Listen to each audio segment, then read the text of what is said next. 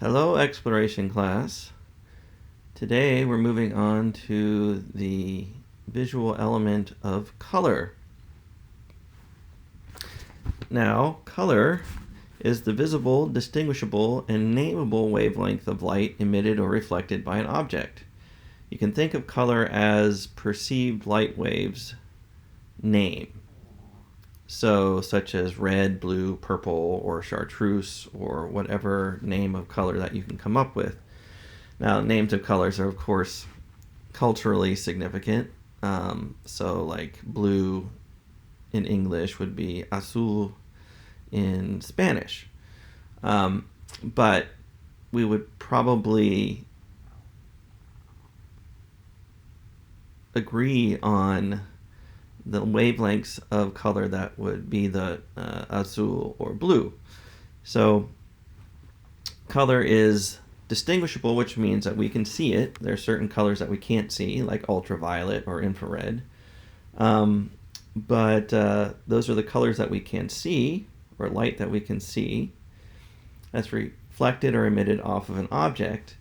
Now there's another word for color called hue, H-U-E. And basically that is an exact synonym for the word color. When you're talking about color and hue, you are talking about exactly the same things.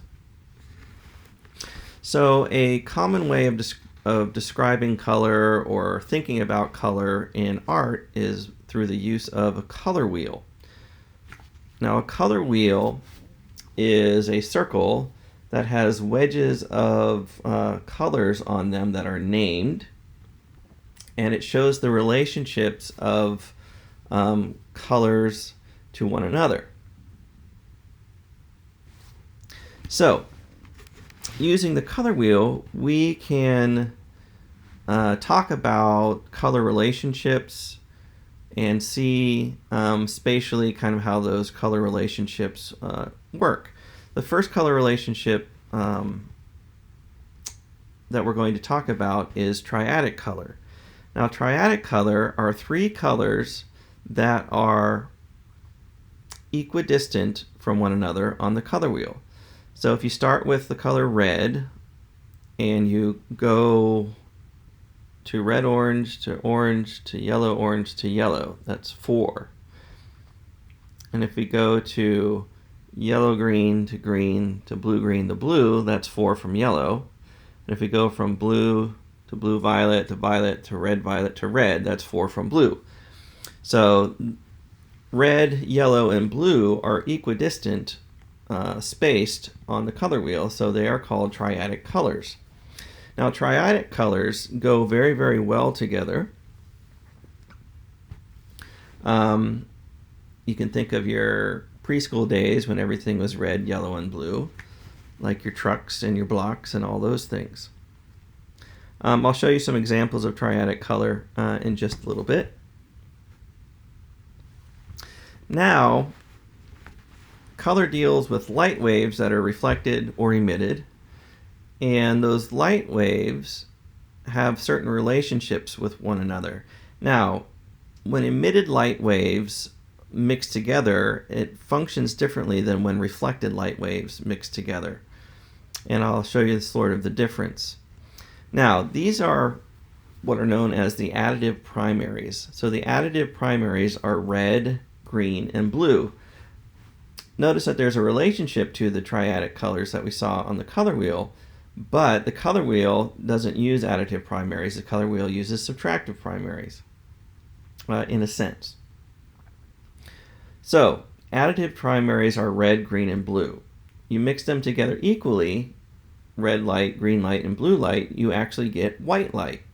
Now, white is actually the combination of all the colors of the visible spectrum.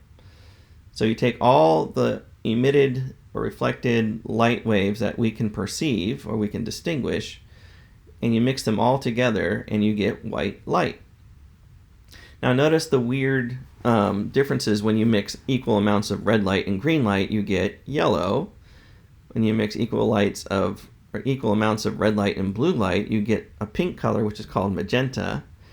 And if you get a mixture of equal green light and blue light, you get the color called cyan. Now, red, green, and blue are the additive primaries, and they're the color mode of the monitor that you're looking at right now. The monitor that you're looking at, in order to watch this video, only shoots out 3 colors of light. It will only shoot out red light, green light, and blue light. So if you're going to take a magnifying glass and look at your screen, you would actually only see 3 lights being emitted.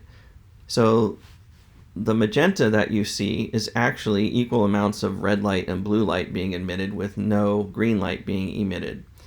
The yellow that you see is actually equal amounts of red light and green light being emitted with no blue light being emitted. And the cyan that you see is equal amounts of green light and blue light being emitted with no red light being emitted. When all 3 of the red, green, and blue are emitted together, they blend together and form white light as they get to your eye. But if you can look closer at that white area on the screen, you would actually see red, green, and blue dots. So, red, green, and blue are the additive primaries. You need to remember that. Subtractive primaries. The subtractive primaries are magenta, and cyan. You can see the relationship that they had with the additive primaries. So yellow, magenta, and cyan are the results of 2 of the additive primary colors being combined. So yellow, magenta, and cyan are the subtractive primaries. And this has to deal with reflected light. So when light is reflected back off of something, the something that is being reflected off of is actually absorbing all the other color wavelengths. Now, because they're absorbing wavelengths and it requires matter or material in order to absorb wavelengths instead of emitted wavelengths, the colors are not as pure coming off of reflected things as they are from emitted things. So the subtractive primaries are yellow, magenta, and cyan. And if you know anything about the printing industry, those are the 3 main colors of the printing industry, which is what you'll get your magazines are printed in cyan, magenta, yellow. And there's also one more color that's added to it, and that's black. And that's because of the impurities of the pigments that are used. You don't get a true black when you mix all of those subtractive primaries together. You get kind of a muddy brown gray. So in order to make a true black, they actually add a black ink. Now, subtractive primaries deal with reflected light off of things, pigments, or materials. So today I'm wearing a red shirt, and the funny thing is that the actual surface of the shirt is everything but red, because in order to reflect red, it has to absorb all the other color wavelengths. So my red shirt is actually reflecting red light back into my eyes, but it's absorbing all of the other visible color so that only the red light waves can bounce off. So when you're dealing with like pigment and with stuff, the colors are not going to be as pure or as vibrant, and because of the impurities, when they mix together, they don't form a true black, so you need to add black into it. So one thing to remember with the additive primaries is that they all mix together to form white light, and the subtractive primaries all form together to form black. Now, black is the absence of color, so it's absorbing all of the color, discernible color of light. White is the combination of all the discernible colors of light. Now, to show you the difference between additive and subtractive primaries, I hope that your monitors can show this well. I've put the subtractive yellow and then the additive yellow on top of it, the subtractive green and then the additive green on top of it, the subtractive cyan, the additive cyan on top of it, so the subtractive blue, the additive blue on top of it, the subtractive magenta, the additive magenta on top of it, the subtractive red, the additive red on top of it. So you can kind of see the difference in the intensity and the purity of the colors, and how reflected colors do not have the same intensity as and purity and brightness as emitted colors. So getting back to triadic color. Triadic color are three wedges on the color wheel that are equidistant apart. So this color wheel has 1, 2, 3, 4, 5, 6, 7, 8, 9, 10, 11, 12 different colors. So 12 divided by 3 is they're going to be 4 apart. So any three equidistant colors on the color wheel are considered triadic colors. So orange, green, and violet are considered triadic colors as well. And so would be red, orange, yellow, green, and blue, violet. Those would be considered triadic colors also. The most traditional triadic colors are, of course, red, yellow, and blue. Here's some examples of triadic color schemes that are used just in things that are printed or artwork.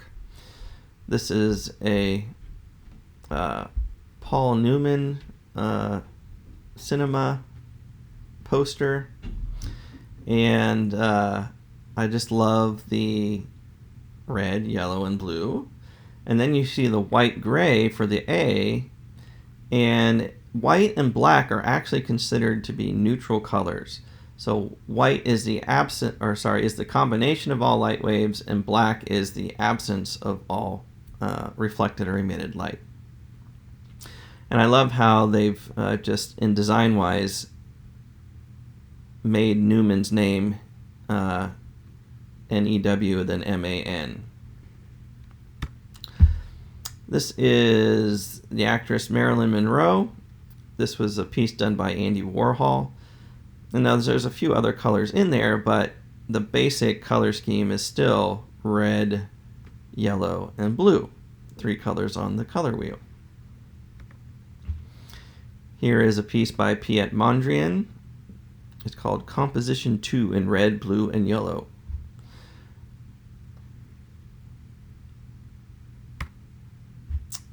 Jan Vermeer's Girl with the Pearl Earring.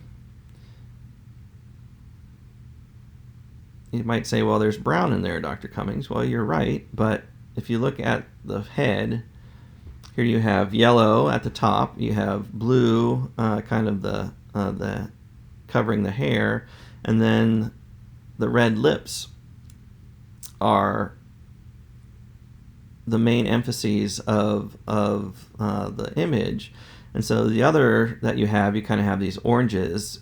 You have a light orange in the facial tone, and then you have a dark orange, which we also call brown, in the kind of tunic that she's wearing. But overall, the color scheme is red, yellow, and blue. The other ones are acting as kind of neutrals. Now, monochromatic color is basically color that is in one section, maybe 2 adjoining sections on the color wheel. So they'd be basically in reds, or in violet, or in blue, or in green. So monochromatic might be green, it might be yellow-green. It probably wouldn't be yellow, green, and yellow, but it would be green and in the greens. So here we have one that we would call is in the browns, but again, what I've told you is that basically brown is a dark orange. So this is a monochromatic color scheme. It's basically the same range of color and only lighter and darker.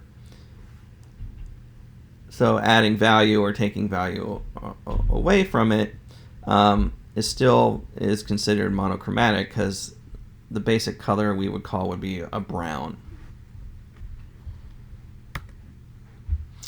Here's another one that is monochromatic in the reds. Now some of the reds are slightly warmer, but still a good example of a monochromatic color scheme. A final piece, again, this would be yellow orangey in lights.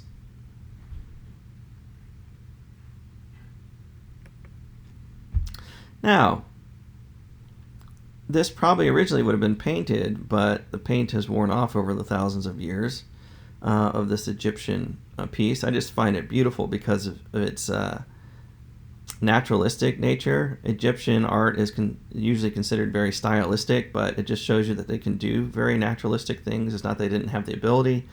It's just that they chose to not be naturalistic in their official kind of artwork. Now this is monochromatic as well, because basically all we're having with is this red-orange color, maybe slightly yellow in some flesh tones, but the black and the white again are acting as neutrals.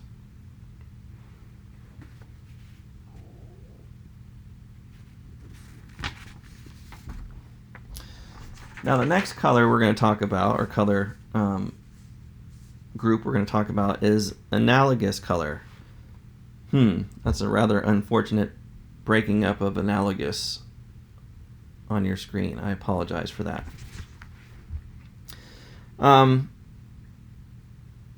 Analogous color are colors that are generally right beside one another on the color wheel, but are you can make a distinction. So generally a minimum of 2, of course, but usually they're working with 2 or 3 colors that are next to one another on the color wheel. So analogous color here on the color wheel would be maybe green, green, and yellow. And just to show you how that works, and I know that you've probably seen one of these color schemes before, is if you've ever gotten gas at a BP gas station, you're basically looking at analogous color.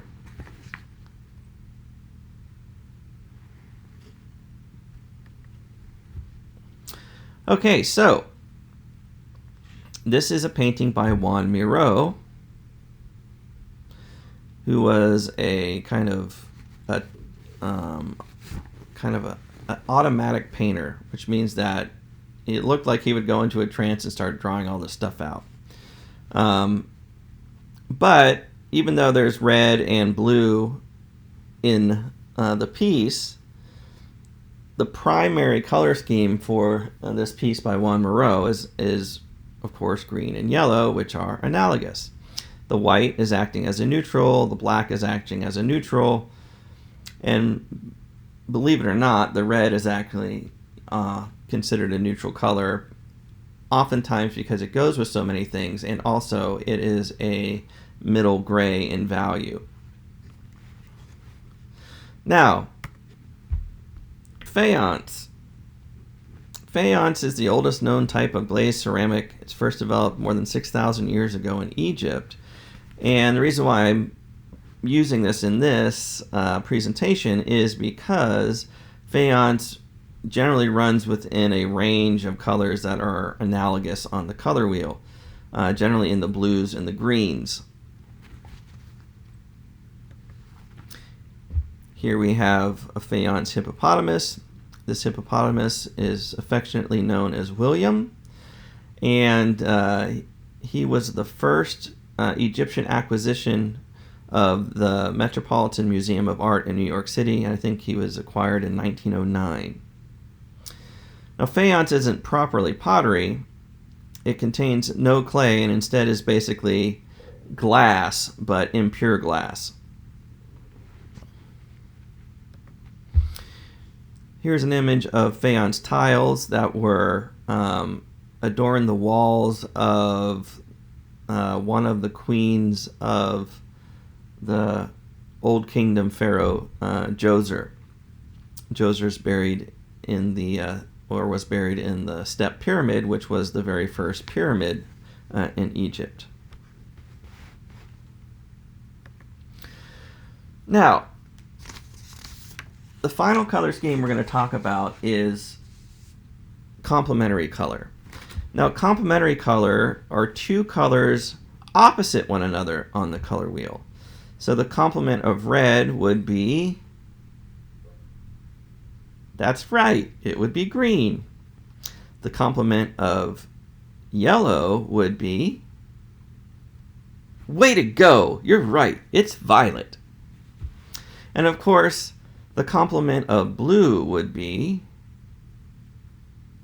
No, you're wrong. It would be orange. Complementary colors are extremely effective at bringing interest to the viewer who views them. What you're seeing on the screen now is a painting by the artist Vincent van Gogh, and this is some sunflowers, and he's using complementaries of orange and blue here to really bring a beautiful, lively painting to life.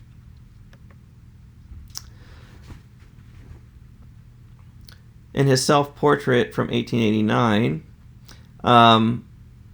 he's using the same color scheme here in order to just really enliven his portrait on the background. So which two colors are complementary in this Van Gogh self-portrait? You all remember Henri Matisse? This is a much earlier work than what we saw with the cut paper snail. This is called The Dance, and it's using complementary colors, and again, just you can see how vibrant they are against one another.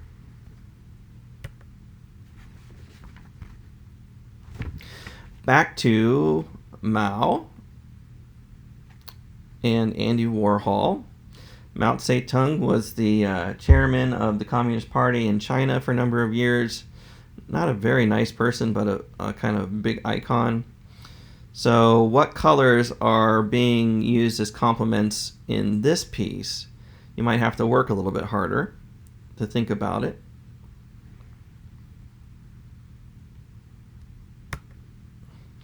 Here we have the American artist Georgia O'Keeffe,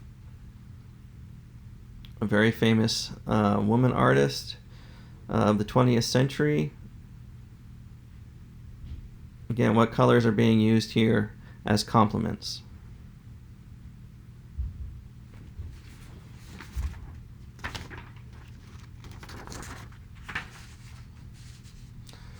I've left images and some questions on your paper that you can answer yourself. You might have to go back into the video in order to find the answers, but I will allow you to do that.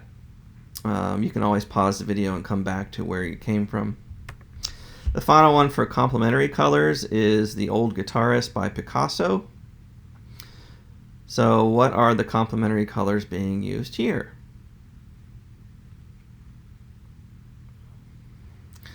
Now, I've hinted at it beforehand, but let's discuss whether or not colors have value or not. So based off of what I've already said, do colors have value? Yes, they do. Good job. So here you see a kind of a color scale from light to dark. You have purple, yellow, red, and blue. Here are the pure colors of purple, yellow, red, and blue.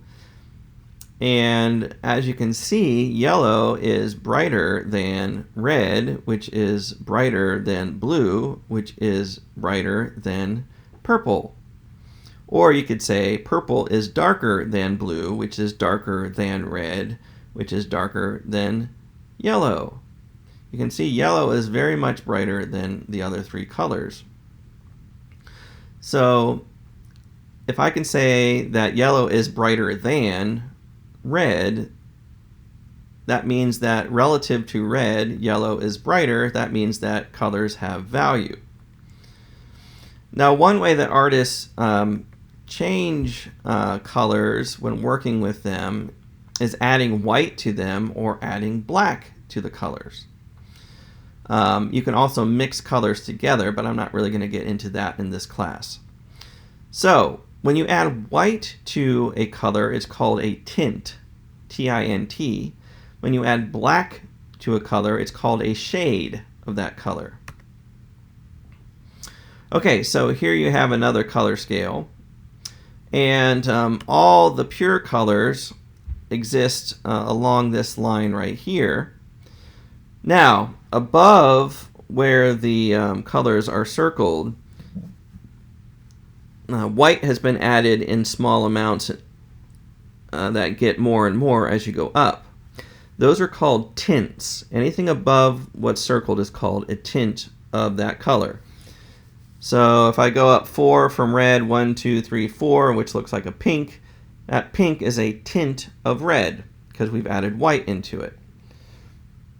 Now, down below the circled colors have had black added into them, and black added into a color is called a shade of that color. So if I go to the orange on the right hand side, the pure color, and I go down 6, 1, 2, 3, 4, 5, 6, that really, really dark brown, which before what looks like black, that is called a shade of orange.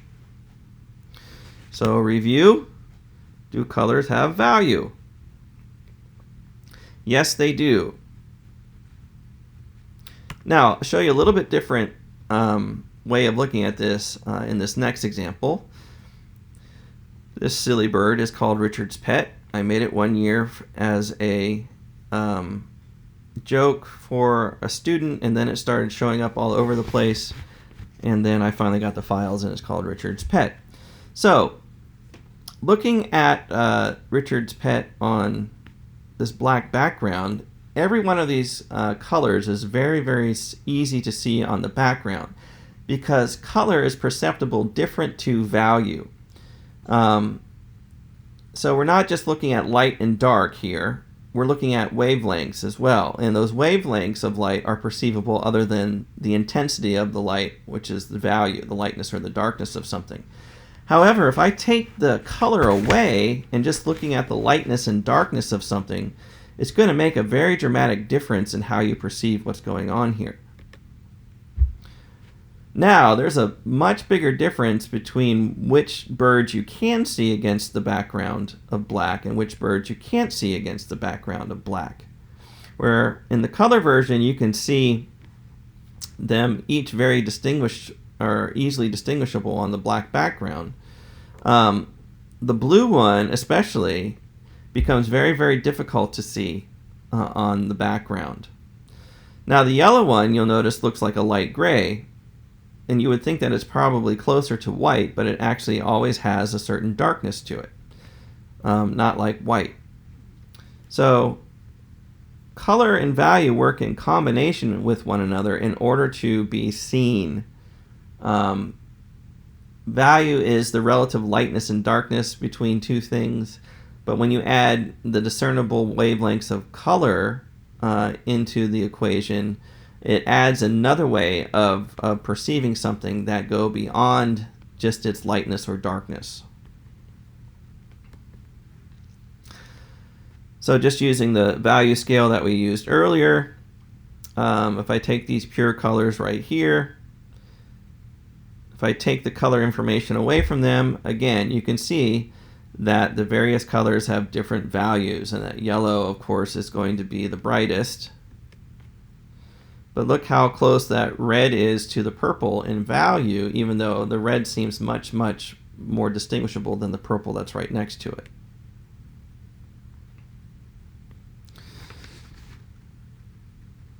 Okay, so just a little review. What is a tint? How do you make a tint? What is a shade? How do you make a shade? Now, a final aspect we're going to talk about with color is saturation. So I'm going to show you a couple slides, and I want you to kind of think about what maybe saturation might be.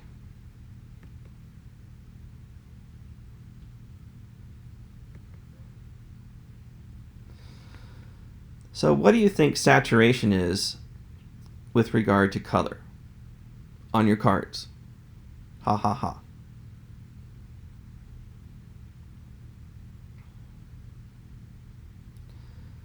Well, If you put down that saturation is basically the purity or the intensity of a color, then you would be correct. So when a color is fully saturated, the color is considered in its purest or truest version. However, once you start adding anything into a color, say like you start adding white into it, or you start adding black into it, how does that affect the color's saturation? Going back to the color scale right here, if I take this green and I go up 1, 2, 3 here, which of these greens is more intense? The original green that's circled or the one that is 3 above it? Well, if you said the original green that's circled, you are absolutely correct. That is its most pure form right there. Once you start adding white into it, as a tint, you're desaturating the color. The same way if you add black into it as well, you are desaturating the color by adding black into it, which means that you have a certain amount of black and not 100% green anymore. Now the same thing happens if you start mixing colors together. You start desaturating the purity of the colors and you start making mixed colors. But again, that goes beyond the scope of this particular class in exploration of visual art. Now on your page, last thing I leave you with is, does this Picasso painting use highly saturated or lowly saturated paints? And I will leave you there to ponder it and to figure that out based off of what you've learned in this particular lecture presentation. I know this one's a little bit longer than the other ones. I apologize for that, but color has a lot in it. And don't forget to smash that like button, and you'll have a quiz next Thursday. We'll go over color and the next element, which has skipped my mind at the moment. So anyway, I hope that you're all doing well and that you're staying safe. I miss seeing you all. God bless.